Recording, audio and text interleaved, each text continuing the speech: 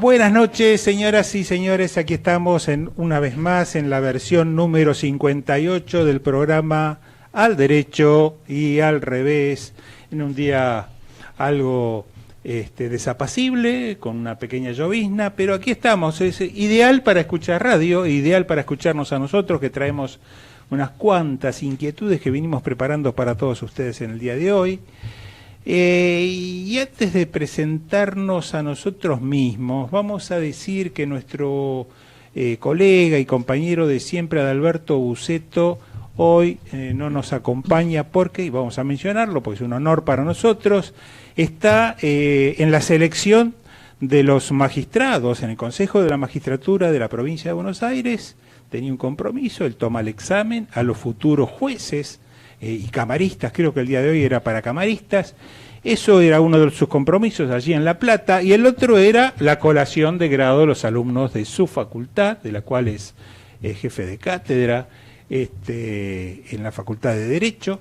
Hoy entregaban los títulos, así que bueno, hoy no nos va a acompañar, pero sí tenemos en lugar de Adalberto, nos está acompañando Enrique Schiarsky, otro de los integrantes del conjunto del grupo aquí del programa Al Derecho y al Revés, y también, una vez más, contamos con la gratísima compañía de Inés Sanguisetti, una genia total, como le decimos en privado y en público también. Hola, ¿cómo estamos? ¿Qué tal? ¿Cómo va, Enrique? ¿Todo en orden? Muy bien. Bueno, con ganas de afrontar este nuevo compromiso, y aquí tenemos una serie de temas. Vamos a ver si podemos abordarlos con cierta agilidad, porque tenemos una agenda un poco cargada con temas que habíamos programado de antemano, pero que se le sumaron algunos de ellos. ¿Por qué decimos eso? Porque hoy, en el día de hoy, apareció en el diario Clarín una nota de nuestro co-conductor, podemos llamarle así, sí, claramente, que es Alejandro Dukarov. Hoy, a pesar de que él está de viaje por las Europas, disfrutando de un hermoso paseo, resulta que Clarín le publicó una nota de opinión muy, pero muy interesante, que está titulada "La democracia no debe resignarse a convivir con la corrupción". Mire qué título, No debe resignarse la democracia a convivir con la corrupción.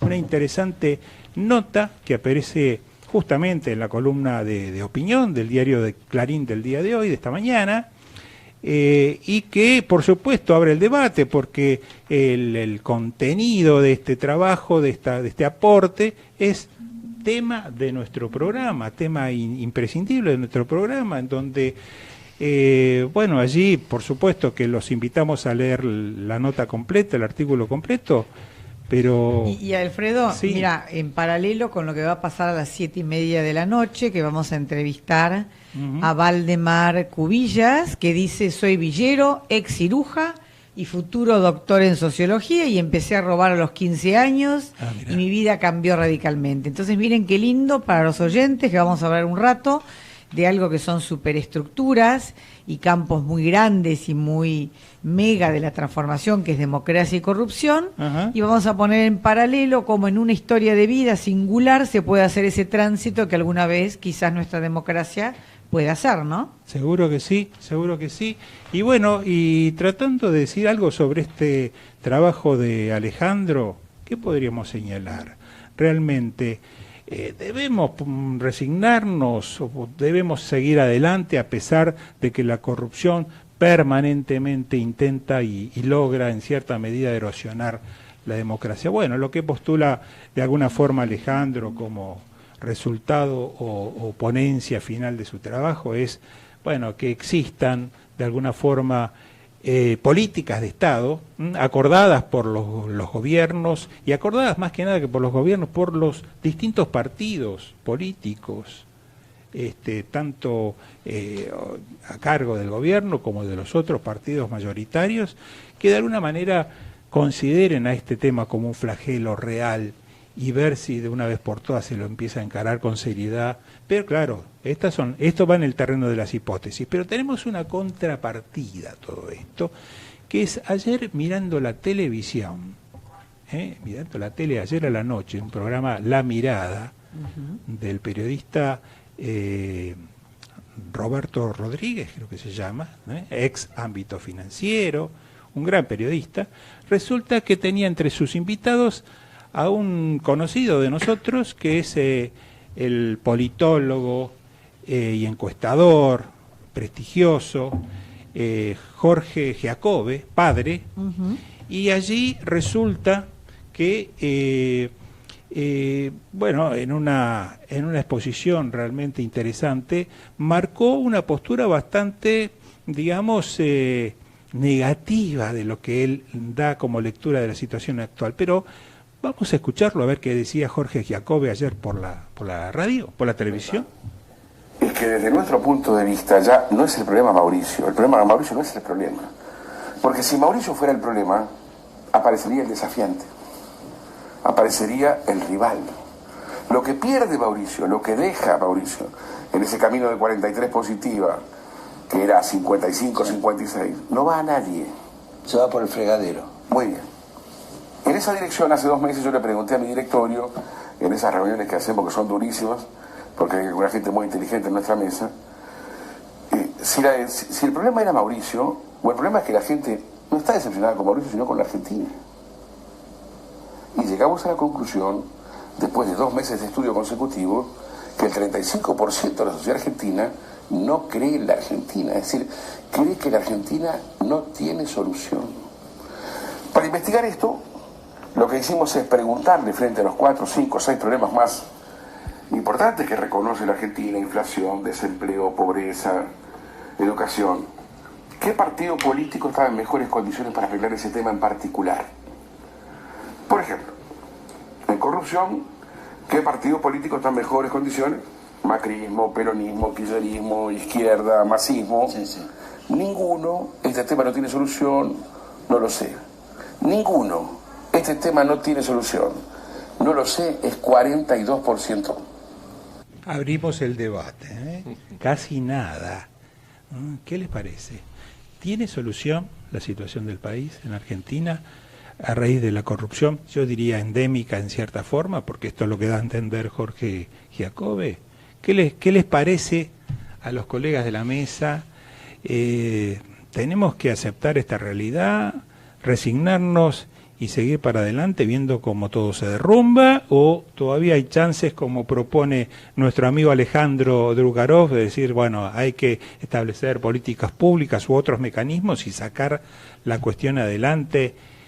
Uno por naturaleza obviamente que es optimista, uno quiere esperar cosas buenas de nuestro país, dejarle a nuestros sucesores, nuestros hijos, nietos, etcétera, un país mejor que el nuestro, pero resulta que pasa el tiempo y lo vemos cada vez un poco peor, y que el tema pareciera ser que no se le encuentra la vuelta. ¿Cómo? Bueno, no hay manera de solucionar un problema que no se haya planteado como problema, para empezar a conversar, ¿no? Yo empezaría a preocuparme en una Argentina que se haya planteado el tema de la corrupción, ajá, que haya planteado líneas de acción desde la sociedad civil, desde diferentes gobiernos, para poder dar vuelta al tema de la corrupción, que haya habido mesas de diálogo interpartidarias sobre el tema de la corrupción y que no funcionen, por ejemplo. Pero la verdad que frente a un vacío absoluto de esto, es un tema minoritario para la sociedad civil, es un tema ausente para los gobiernos en general, lo mínimo, y es un tema cero en materia de diálogo interpartidario, ¿no? Acuerdos hechos sobre cuestiones básicas de corrupción, que pudieran ser acuerdos, por ejemplo, de cómo se encara la financiación de un proceso eleccionario, las prácticas vinculadas con ello, son cosas que todavía ni empezaron a conversarse ni a ponerse en la mesa. Entonces, no me parece raro que si hacemos encuestas sobre esto, esos sean los resultados, ¿viste? Uh-huh. ¿No? Uh-huh. Sí, yo también soy optimista, pero yo creo de que a la larga, digamos, esto se va a modificar por varias razones, inclusive por digamos, contagios externos. O sea, por algo pasa de que lo que pasa en Brasil después repercute en Argentina y viceversa. Pienso que si Giacobbe hubiera hecho esta encuesta hace unos años en Brasil hubiera llegado a la misma conclusión y nadie hubiera esperado este cambio fenomenal que se dio a partir, digamos, de la actuación del juez Moro, ¿no? Del Lavallato. Creo que acá se va a modificar. Esto a mí también me hace acordar un poquito a una historia bíblica, que era la de Noé, ¿no? Que cuando empieza la historia en la Biblia dice, Noé era un hombre justo en su generación. Entonces la gran pelea ¿es fácil o es difícil ser justo en una generación de corruptos? Todavía nadie se puso de acuerdo, ¿no? Pero en definitiva yo creo que de alguna manera va a haber una generación superadora que esto lo va a cambiar. En general, yo recuerdo que todos los libros que leí de la década del 2000, ¿no?, de anterior, nunca la pegaron con las, ¿cómo se llama?, con las proyecciones que hicieron, ¿no? O sea, se pensaba por ejemplo, de varios países que iban a ser, digamos, iban a explotar y no pasó. Es decir, creo que, digamos, es difícil, digamos, hacer un análisis prospectivo, pero creo que la corrupción está mal vista en todo el mundo y esto de alguna manera va a llevar a que se modifique, digamos, la situación que hay en la Argentina. O sea, en conclusión, diríamos, todavía no encontramos el camino, pero que el camino está y en algún momento lo vamos a hallar y lo vamos a seguir. Hay ciertas cosas que creo que están pasando positivas, que es mirar el infierno. En general, uno de los grandes dramas relativos al tema del delito y la corrupción es la naturalización, la generación de contextos en donde las cosas imposibles aparecen como posibles, ¿no? Las cosas que deberían ser erradicadas aparecen como colaboradores del bienestar. ¿Viste? Yo siempre pienso, no sé, el que tiró la bomba atómica, el nombre o la consigna que dio cuando se comunica por la radio era el niño ha nacido, ¿no? Baby is born. En general, lo más demoníaco de la condición humana necesita de ese maquillaje, de esa transposición del lenguaje porque se hace insoportable. Creo que hoy en día en la Argentina la corrupción está vinculada con la muerte y creo que se ha vinculado a la corrupción con la pobreza. Es decir, que hay veces que profundizar el malestar, ¿no?, tomar conciencia sobre las sombras en que vivimos y cómo afectan nuestra vida, son caminos de salida. Sí.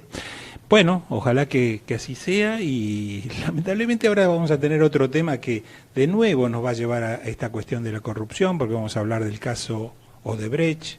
Pero antes de eso, quería hacer un anuncio porque también esto es una novedad de entre semanas que surgió y creo que es un dato positivo, quizás no tenga la envergadura, no ha tenido la prensa que uno hubiese esperado, pero resulta ser que se aprobó una ley la semana pasada, una ley que pasó, ya tenía media sanción y la aprobó el Senado, así que se transformó en ley, que es la ley del compre argentino, del compre nacional.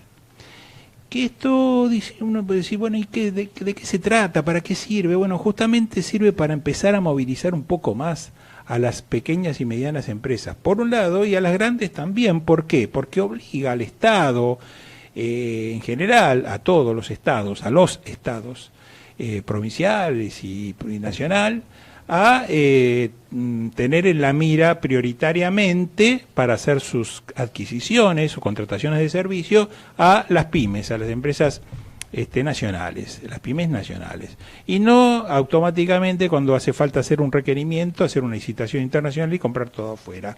Si bien esto no es en un 100%, desde ya no hay una obligación de comprar un 100% aquí en sectores internos o empresas del país, pero sí se han aumentado los porcentajes previamente existentes. Pero queremos señalar algo, ¿no? En realidad el promotor, el que ha seguido esta ley desde sus comienzos, desde que fue anteproyecto hasta que se transformó en ley, en todas sus etapas, ha sido nada más ni nada menos que un señor que se llama Sergio Drukarov. Sergio Drukarov, ¿le suena ese apellido? Bueno, sí, es el hijo de Alejandro, nuestro compañero, nuestro colega, que estará orgullosísimo seguramente de este logro por parte de su hijo, y ni hablar que hoy queríamos tenerlo aquí en un ratito en la radio, aunque sea por teléfono, resulta que estaba en el médico y decía que bueno, no podía estar, pero ya se darán otra para que nos cuente bien de qué se trata la cuestión. Pero la realidad es que existe un número que a mí me impactó muchísimo, porque se habla de que el Estado compra 25.000 millones de dólares al año.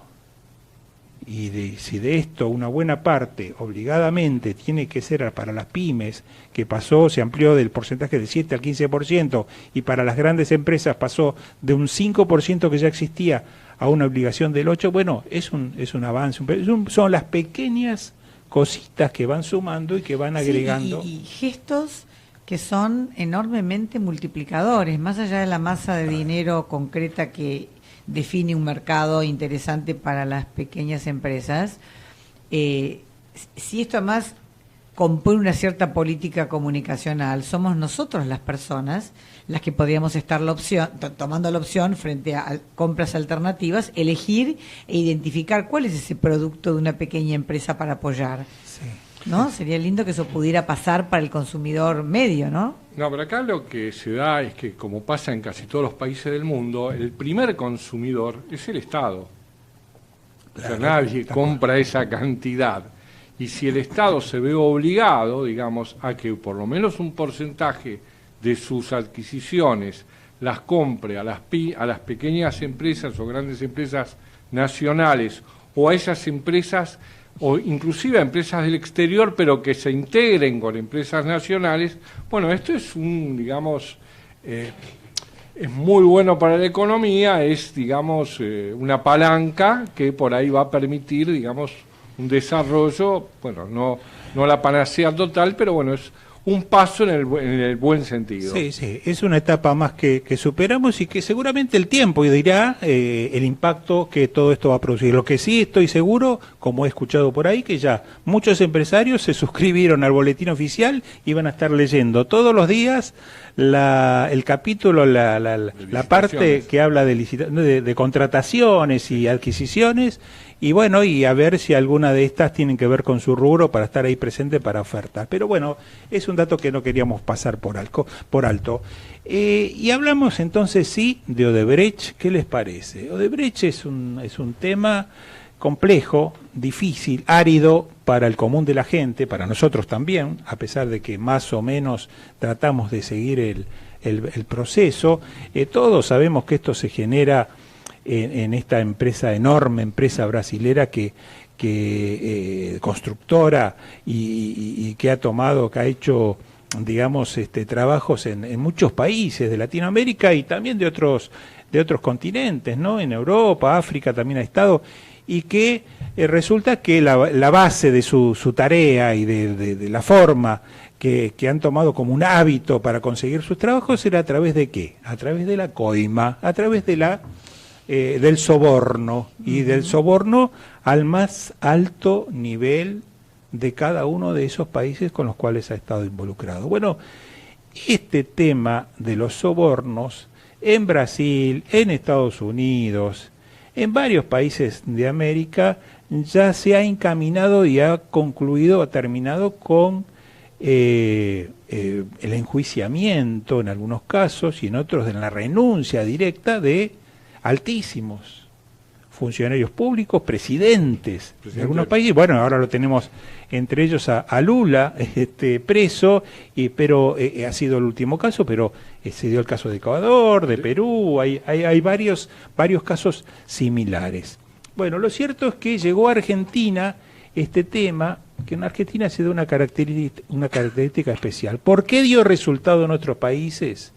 Dio resultado porque esos países han celebrado convenios, acuerdos entre la empresa Odebrecht y sus integrantes con los respectivos países, en donde ha habido un intercambio de reducción de pena. Se ha negociado la reducción de la pena que correspondía por la comisión de los delitos en ciertas medidas y acordadas entre las partes, a cambio de que se aporten todas las pruebas, no solamente los testimonios, sino las pruebas documentadas de todos estos hechos. Bueno, resulta ser que Argentina no ha entrado en estos acuerdos. Tiene que modificar varias leyes. Tiene que modificar las leyes y no tiene ninguna intención de hacerlo. Nuestro Congreso no ha impulsado, no está pregonando en este sentido absolutamente nada. Pero claro, los hechos han sido reconocidos, es decir, se ha sabido y se ha dicho y está escrito, pero no documentado, que funcionarios argentinos han recibido coimas. Se habla de 35 millones de dólares por ciertas contrataciones espectaculares, por trabajos increíbles, en algunos casos estamos hablando de hasta miles de millones de dólares. Sí, con la intervención de empresas de primer nivel en la Argentina, ¿no? Tal cual, así fue. Y donde también resulta ser que hay involucrados cantidad de empresas, no solo una, sino muchas empresas, de empresarios involucrados, por la diversidad y el espectro, la ampliación, porque en algunos casos se han tratado de UTES, o sea, uniones de empresas que han hecho sus ofertas, empresas argentinas con empresas de otros países. La cuestión de que hay mucha gente involucrada, y esto ha terminado en una de las causas, la semana pasada, en una de las causas, porque hay 2 o 3 más dando vuelta, en donde se llamaron a indagatoria, o sea, a prestar declaración oficialmente 49 personas. Creo que la mitad de ellas son empresarios y la otra mitad deben ser funcionarios, algo así. Pero ¿cuál es el problema? Que creemos, nosotros por lo menos somos de esa opinión, de que a pesar de esta movida judicial que se está dando, creemos que no se va a llegar absolutamente a nada. ¿Por qué? Bueno, justamente porque las pruebas de las cuales estábamos hablando, esas pruebas no las tenemos ni las vamos a tener en principio, y sin las pruebas los casos judiciales no avanzan. Pero vamos a ver si podemos escuchar un audio en donde, en un programa televisivo del fin de semana, el periodista Alconada Amón, prestigioso periodista del diario La Nación, da una opinión en relación a esta temática. Escuchemos lo que nos dice. En Brasil, el que hizo la investigación es Sergio Moro, un juez federal de Curitiba. Es decir, Mirta, no era ni de Brasilia, ni de San Pablo, ni de Río de Janeiro, ninguna de las 3 grandes ciudades de Brasil. Estuvo en la Argentina, él, sí. Es... un hombre valiente. Ahora, en definitiva, Mariana, ¿para qué estás como juez si no actúas como juez? En realidad lo que estaba mostrando Moro es, y todos los demás ustedes, ¿qué estaban haciendo? ¿Dónde están todos los demás jueces federales de Brasil? Que tuvo que venir Moro desde Curitiba a despertarlos a los de Brasilia, San Pablo y demás. Y eso mismo te muestran acá. Yo le preguntaba si acá era posible un lavallato, porque también las leyes son distintas, ¿no? El tema de la ley del arrepentido nuestra, entre comillas, no es igual. Es que la ley del arrepentido que hicieron en Argentina la manipularon de un modo que no sirve. No sirve.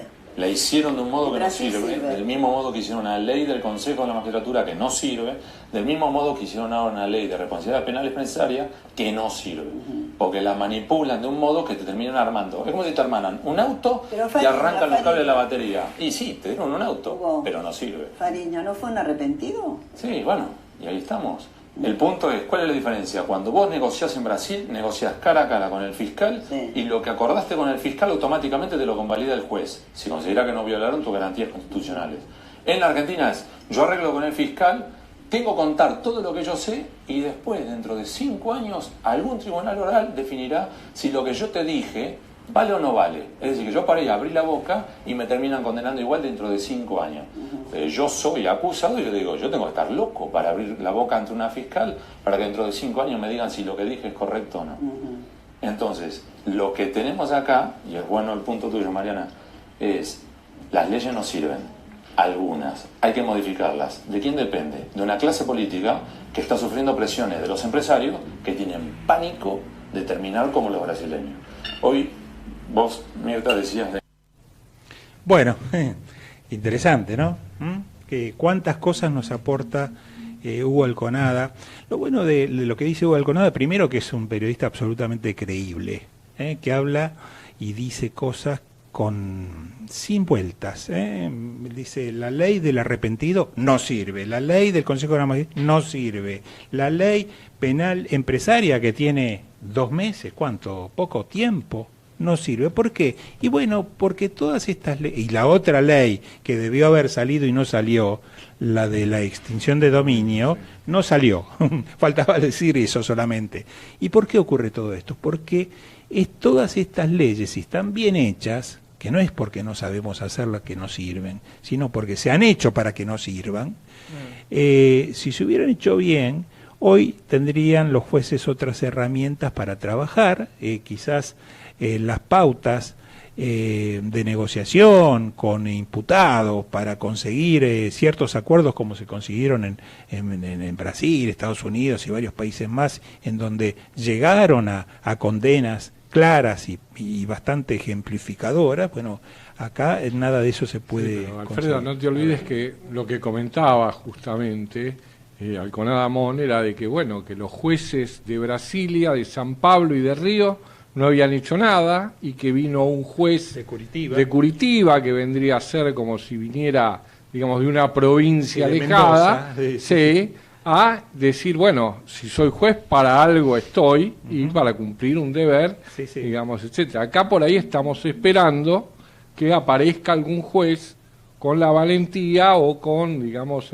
No, yo creo que acá tenemos una diferencia. Creo que si apareciese ese juez valiente, de donde fuera, de Ushuaia, de Formosa, no importa, resulta legales, que no tendría los instrumentos necesarios.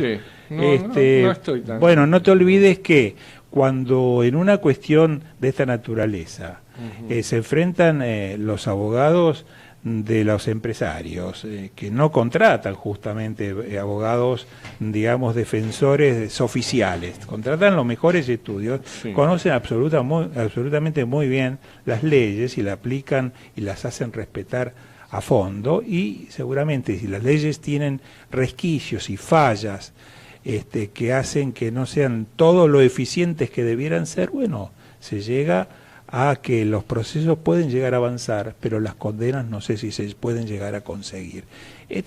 Son temas complejos, técnicos, por ahí nos exceden. En este caso, vos y yo, Enrique, somos contadores públicos, hoy no tenemos la presencia de los abogados que nos puedan ayudar, y menos de penalistas, así que, pero de cualquier forma conocemos bastante sobre temas de derecho, y esta es la realidad de lo que nos pasa. Ojalá, yo soy de la opinión, un poco comparto lo que vos decís, yo creo que leyes tenemos muchísimas en la Argentina. Y muy buenas. Algunas de ellas muy buenas, muchas muy buenas. El problema también en muchos casos son los magistrados, los fiscales, los investigadores, que se animen, que lleven adelante los procesos, etcétera, etcétera. Pero bueno, veremos qué ocurre. Queríamos un poco... hacerles llegar esta temática y bueno, conseguir quizás no sé, congeniar opiniones y ver lo que nos está pasando. Ojalá que estas cosas cambien, ojalá se consigan modificar estas leyes que hipotéticamente, y según dice Alconada, no sirven, y yo comparto lo que él dice, y se sancionen de una vez por todas aquellas imprescindibles o necesarias para conseguir excelentes resultados o buenos resultados, como puede ser el caso de la ley de extinción. Sí, pensemos en cómo hacemos para que aquella cosa que no sucede suceda. Recordemos cuando en San Pablo Marta Suplicy hablaba de la asignación universal por hijo, el ingreso ciudadano, y eran cosas que nos parecían marcianas. El intendente de San Pablo era, ¿no? El intendente de San Pablo. Y sin embargo, 10 años después, en la Argentina, un conjunto de organizaciones, después esto fue tomado por el gobierno pasado, que entendió la oportunidad de poder liderar la sanción de esa ley, y es algo que le ha cambiado la vida a muchísimos argentinos y que ha establecido un criterio alrededor de la responsabilidad del Estado hacia las poblaciones vulnerables, que es un antes y después. Entonces, pensemos que tenemos que poder desencadenar procesos virtuosos, y que eso siempre es una acción valiente y pequeña, tanto sea de un magistrado, de una organización de la sociedad civil o de ambas cosas a la vez, y que es perfectamente posible. Lo único que me parece que nos traba tremendamente es no poder construir ese imaginario. Eso es la muerte de la transformación, ¿no? Sí, ya lo creo. Y bueno, ven, cuando yo digo que Inés nos trae una mirada que... Y no te entiendo nada de lo que habla, no te entiendo, porque ni soy contadora ni abogada, pero bueno, ¿viste? Excelente. Bueno, vamos a ir a un pequeño intervalo y veremos si después de la entrevista de nuestro amigo de hoy nos va a quedar un ratito de tiempo, tocaremos quizás los temas Lorenzetti o el caso de Cristóbal López, si es que no queda tiempo, y si no, bueno, lo dejaremos como para tarea del próximo programa. Pero quédense allí, en un segundo estamos de vuelta con ustedes, vamos a la pausa. Ecomedios.com AM1220. Estamos con vos. Estamos en vos. Descarga gratis de tu celular la aplicación Ecomedios. Podés escucharnos en vivo, informarte con las últimas noticias y entrevistas en audio y video. Búscala y bajate la aplicación Ecomedios. Podés vernos en vivo en ecohd.com.ar. Conectate con nosotros. Contestador 5-254-2353. Con Personal podés disfrutar de los nuevos packs prepago. 1 GB más WhatsApp gratis por 7 días a solo 60 pesos. Está buenísimo para hacer miles de posteos, subir stories, boomerangs y sumar amigos en las redes sociales. Personal, internet para que todo suceda. Más información en personal.com.ar/packs prepago.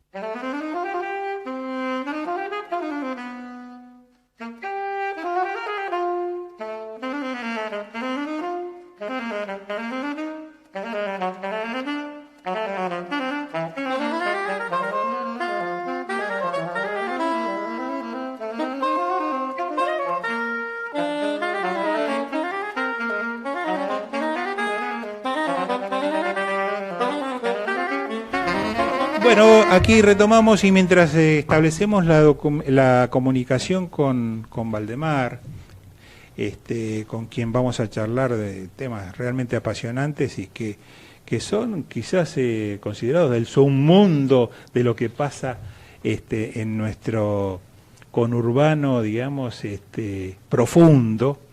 Bueno, vamos a tocar algunos de los temas que nos habían quedado en el tintero.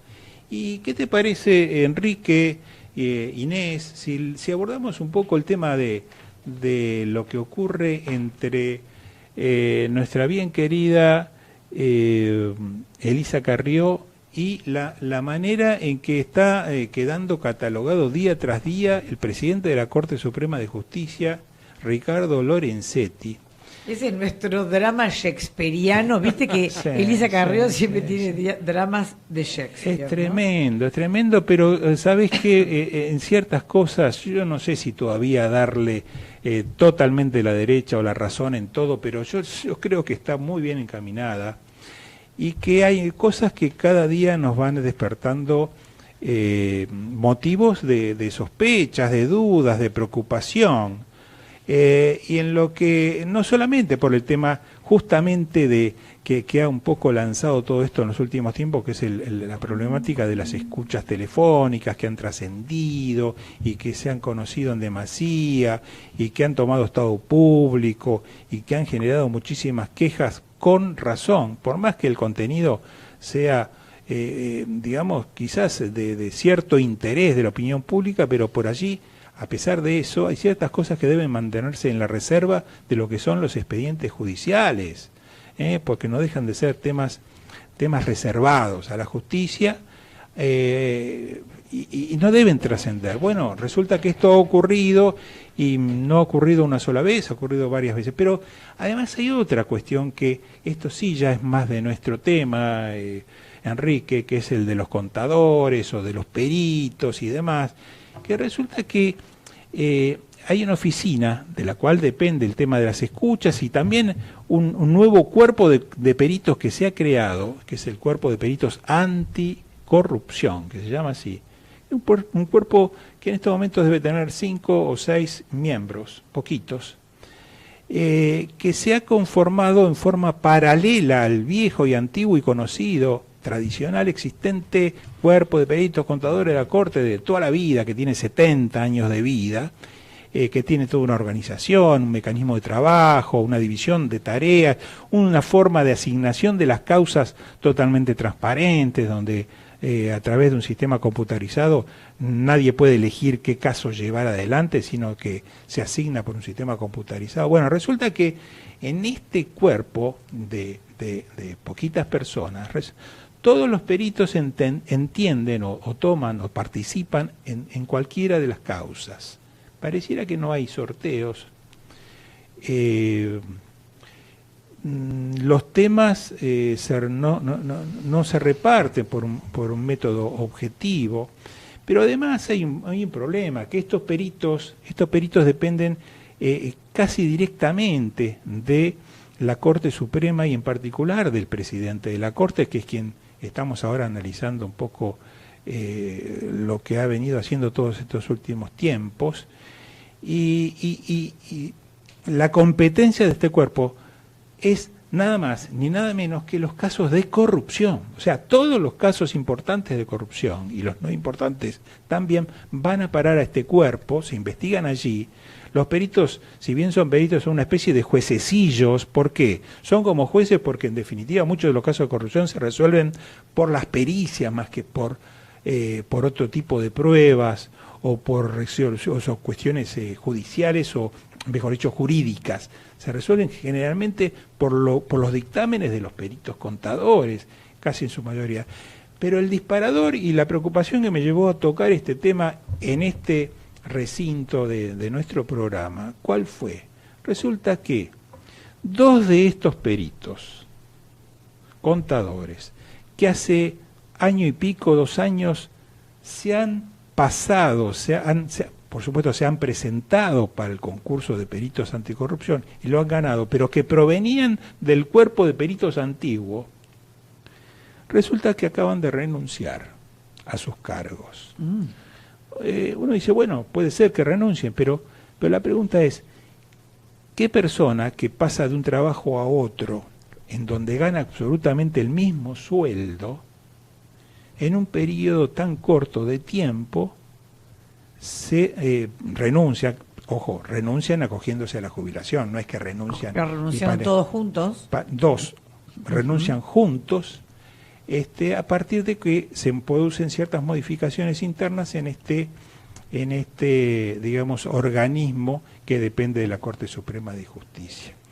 Es decir, la pregunta es, porque ¿qué pasa? En realidad, por lo común, estas cosas no ocurren. Es decir, los peritos siguen en sus cargos un tiempo, no se acogen a la jubilación inmediatamente que cumplen la antigüedad o la edad correspondiente, sino suelen quedarse varios años más. Qué pena que no lo llamamos, ¿no? Bueno, yo creo que si lo llamamos por ahora no van a querer hablar, porque menos que todavía no se produjo el cese de ellos.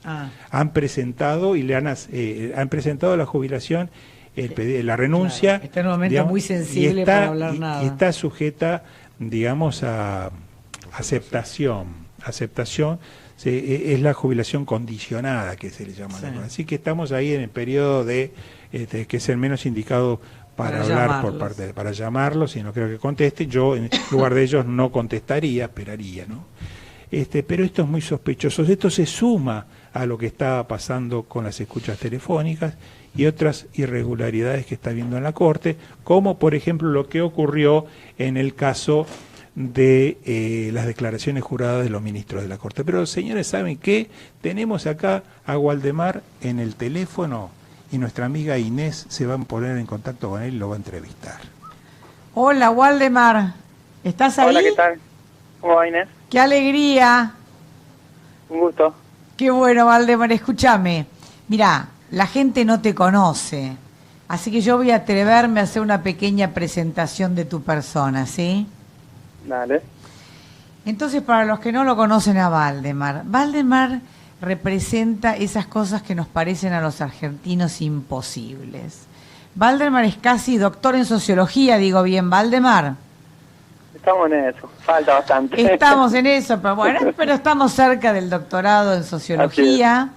A Waldemar lo pueden imaginar como un hombre joven, buen mozo, imagínenselo, en un espacio cultural, en un barrio, ese espacio cultural lleno de colores, lleno de chicos, plantas, verde, y esa es la realidad de hoy de Waldemar. Pero Waldemar alguna vez fue un niño ciruja, alguna vez recorría basurales para traer comida a su casa, alguna vez cometió delitos, alguna vez fue privado de su libertad. Entonces, Valdemar, para empezar a conversar contigo, te hago una pregunta. Siendo esta tu historia tan impresionante, ¿por qué pensás vos que existiendo historias como la tuya, los medios de comunicación apuestan a los pibes chorros, en vez de apostar a esto que es una persona privada de su libertad, convertida casi en doctor en sociología?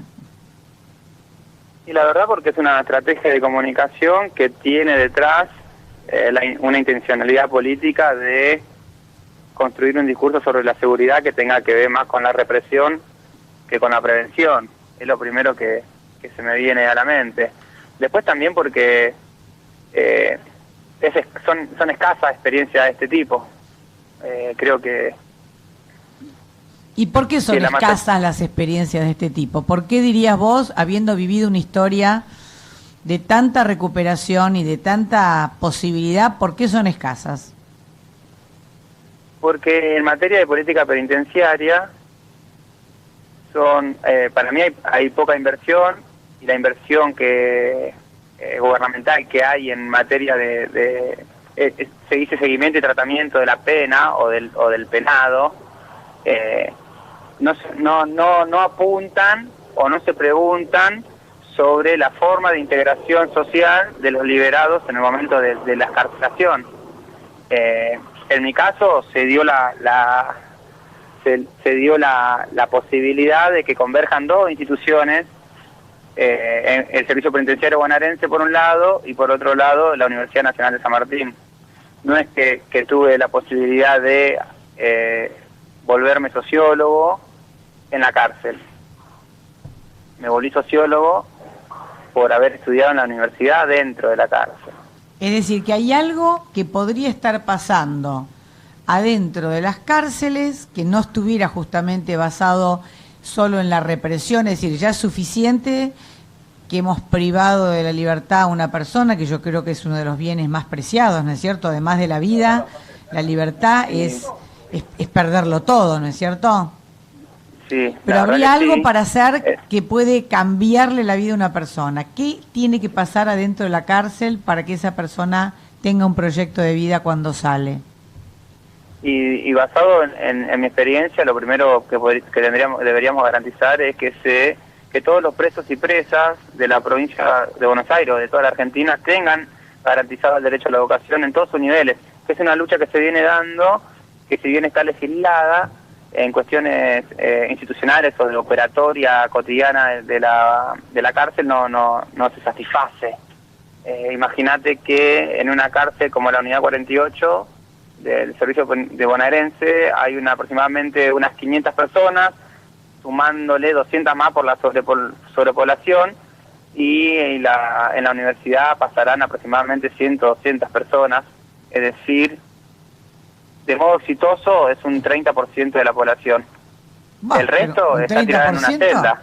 Claro, un 30% igual es una bestialidad, es muy importante, es bueno, ¿no? Es bueno, pero es en el caso de la Unidad 48. Claro. No es tan así, que se convierte en materia educativa una cárcel modelo casi, ¿no? Claro, es decir, que hay prácticas a nivel de la sociedad civil, como la Biblioteca Popular de Valdemar en José León Suárez, que es un espacio de cultura, es un espacio de educación en un barrio a cargo de los propios ciudadanos de ese barrio, pero es una acción pequeña, ¿no es cierto? Claro, y que se pregunta sobre lo que pasa dentro de la cárcel y sobre la vida en relación al delito, a la pena y a la cárcel.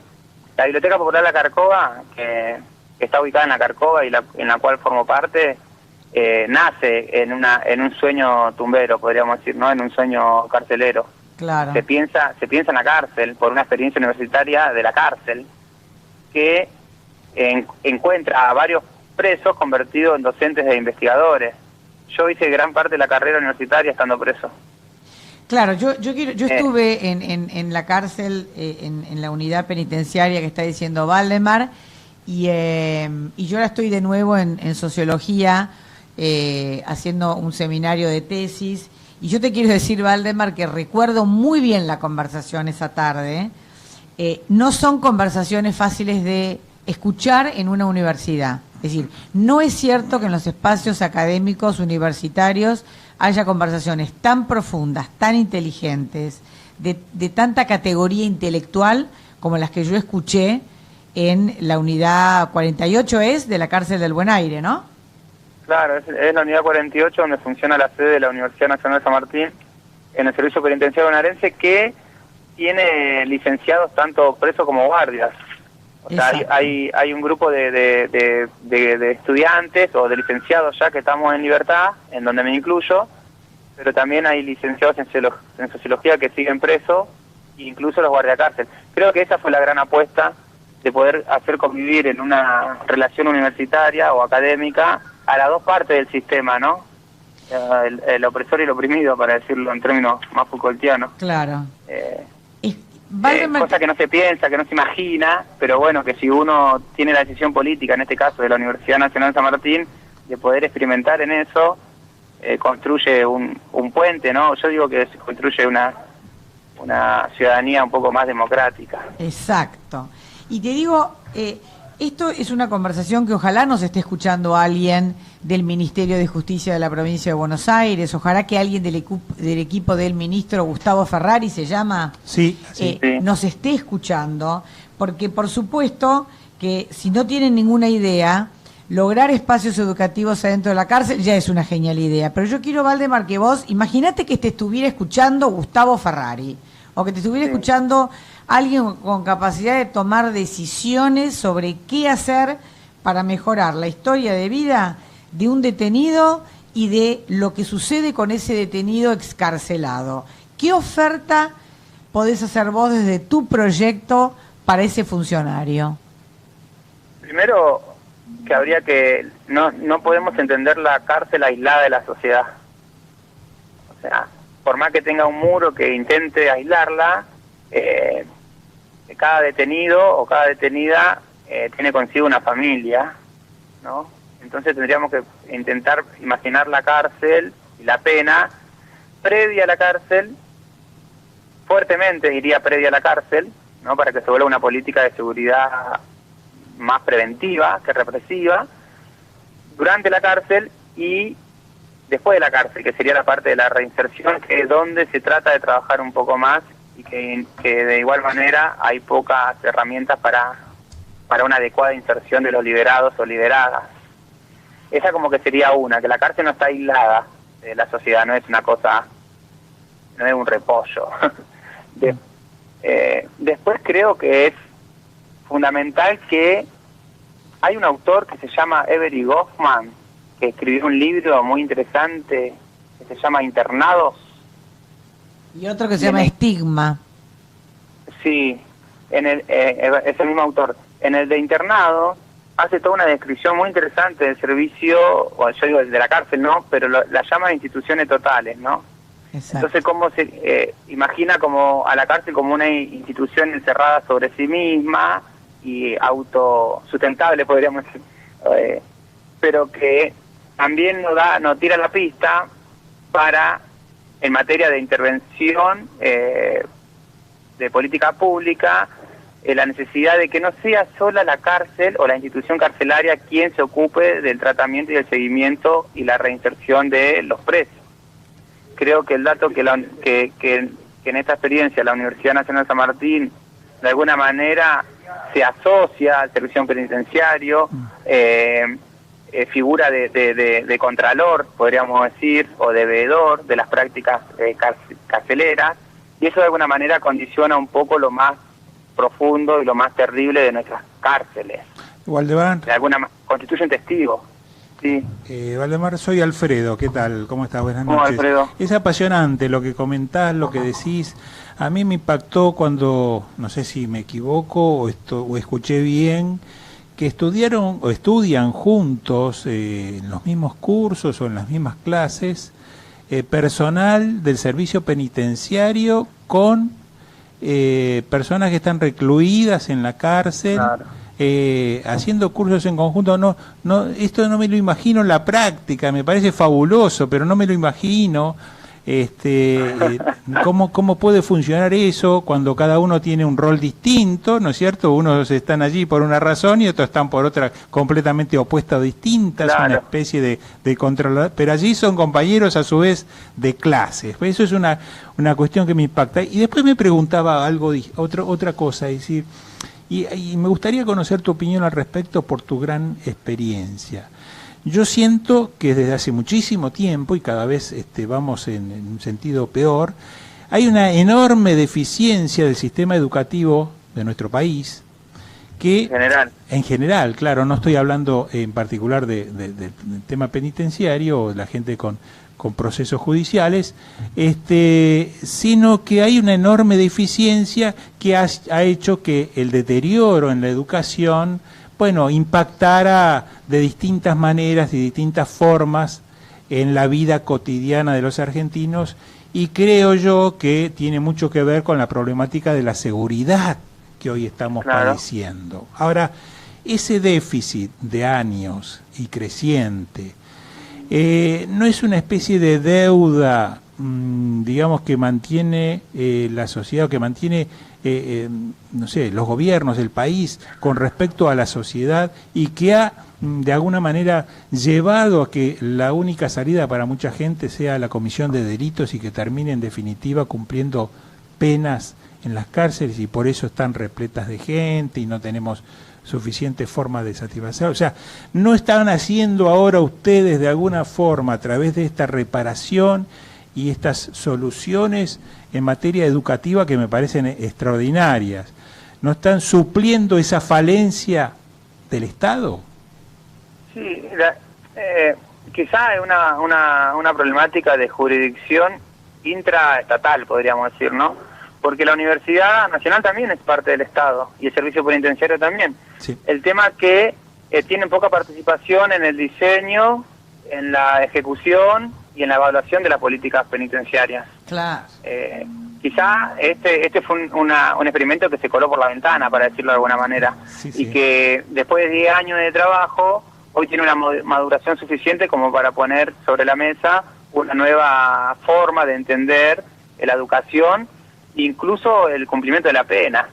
Es algo extraordinario que está pasando, extraordinario en el sentido no de magnífico, sino de no regular, o sea, ¿no? de no normativo. Es como un experimento casi único, pero que bueno, que ya lleva 10 años, que tiene 7 licenciados, entre ellos 2 guardiacárceles. Yo quería ayudarte a la venta, ¿viste? Porque soy una vendedora de estas cosas. Yo conozco personas, porque he tenido contacto con personas de los patronatos deliberados, y es atroz la distancia entre un operador, llamemos mediano, de un servicio de patronato deliberados, y una persona como Valdemar, o el conjunto de personas del equipo de Valdemar formadas en los equipos de Lalo Pared y en Va de Vuelta. Es decir, urgentemente el Estado, por ejemplo, del servicio de patronatos deliberados, tiene que entender que necesitan trabajar con personas como Valdemar, porque son los idóneos, no por ayudar a un ex detenido, sino porque son los que saben. Sí, tienen el know-how. ¿Viste el famoso know-how? Eso. Ahí se pone en discusión una cuestión sobre el valor del conocimiento y sobre el valor de la experiencia, que no solamente en Argentina siempre predomina la cuestión más calificada o la técnica sobre el saber de la experiencia. Nosotros somos conscientes de eso, sabemos que nuestro saber es más práctico que técnico, pero el tuyo no es más práctico. Citar a Erving Goffman, te juro que no es práctico. Es marco conceptual, es uno de los sociólogos de la década del 80 más leídos. Es decir, ¿sabés qué es, Valdemar? Que seguimos eligiendo por pertenencia de clase. Dejemos de hablar pavadas, ¿entendés? Entonces, son los grupos que se miran el ombligo, que reproducen su propia clase, son los grupos de poder, que reparten entre amigos. Eso es, no es la práctica y los marcos conceptuales. Ustedes representan la unión de la práctica con el saber filosófico y técnico. Nosotros decimos que estamos en eso, ¿no? Como en la construcción de un puente, decimos, ¿no? O una práctica de traducción. queremos focalizar en términos de justicia social, incluso de seguridad. O sea, no estamos escondiéndonos de ese debate, pero sí teniendo en cuenta que la voz... Digámoslo así, ustedes podrían mejorar la seguridad, porque mejorar la seguridad no es la ley del garrote, es mejorar la seguridad, es hacer políticas de prevención, es producir recuperación adentro de las cárceles, ¿no es cierto? Empleo, trabajo y todo lo que se llaman los determinantes del desarrollo que tanto tienen que ver con la seguridad. Así que, nada, eso, ¿viste? Nosotros estamos en una etapa ahora de muy agradecido de que ustedes se comuniquen con nosotros, porque realmente es una experiencia muy productiva, si la contamos, si se escucha, ¿no? Y se pretende interpretar de la mejor manera, ¿no? Porque nosotros también comprometemos en este momento, para cerrar, Valdemar, queremos comprometer a los oyentes que son seguidores de Alfredo y de Alejandro, que son juristas, especialistas, abogados, contadores, funcionarios. No vamos a parar hasta lograr sentarlos a ustedes en la oficina adecuada para que escuchen su propuesta. Así que quedan comprometidos los oyentes, que no seamos los de esta mesa los que empujamos solamente, y lo vamos a lograr.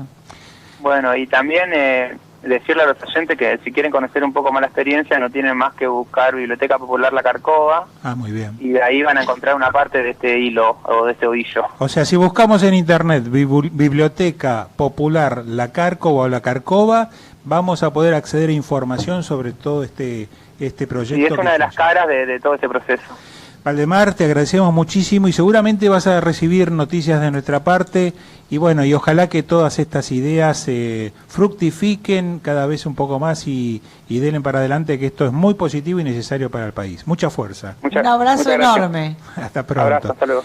Bueno, la verdad que increíble. Ya se nos está yendo el tiempo, tenemos casi que despedirnos. No sé si quieren hacer algún tipo de reflexión al respecto, pero a mí me parece impactante desde este programa que podamos hacer un pequeñísimo aporte, por lo menos ponerle el foco de la luz para que todo esto se vea, y me parece que, bueno, nada, es un interesante avance que se logra en momentos en donde el tema seguridad es una cuestión cotidiana que nos toca a todos, que nos preocupa, que nos achica como país, que nos hace retroceder. Así que bueno. Pero mira, para cerrar algo, dale. Empezamos el programa preguntándonos si los temas de corrupción tenían solución en la Argentina. Vamos a recordar una frase de Ítalo Calvino en un libro que se llamó Recomendaciones para el próximo milenio. Estamos en el infierno, punto número 1. Pero aún en el infierno, no todas las personas ni todos los espacios son infierno. Identifiquemos a las personas y a los espacios que no son infierno y hagámoslo crecer. Vamos por los Valdemar. Y con esta frase, gracias Inés, nos despedimos. Los esperamos el martes próximo a las 19 horas aquí en Al Derecho y al Revés. Buenas noches.